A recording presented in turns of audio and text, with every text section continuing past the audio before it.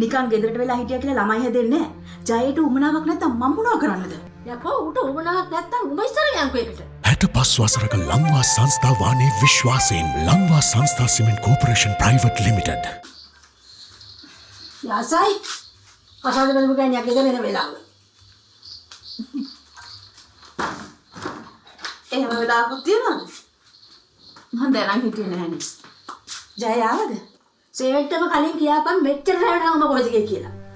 වැඩට? එළ කොහේ යන්නද? අද ටිකක් වැඩ වැඩි. ඒකයි පරක්කුනේ.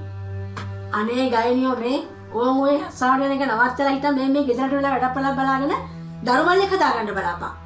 අනේ අම්මේ මේ නිකන් ගෙදරට වෙලා හිටියා කියලා ළමයි හැදෙන්නේ නැහැ. ජයට උමනාවක් නැත්තම් මම මොනව කරන්නද? උවමනාවක් නැහැ උවමනාවක් නැහැ කටන් තව නාගිනකම් බලන් හිටපන්.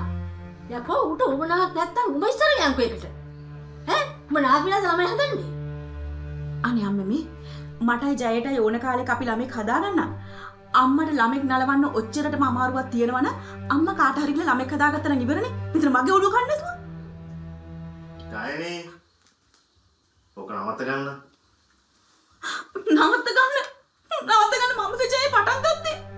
ඔයගොල්ලෝගේ අම්මා කවදාවත් අපිට මේ ගෙදර සැනසීමෙන් ඉන්න දෙන්නේ නැහැ.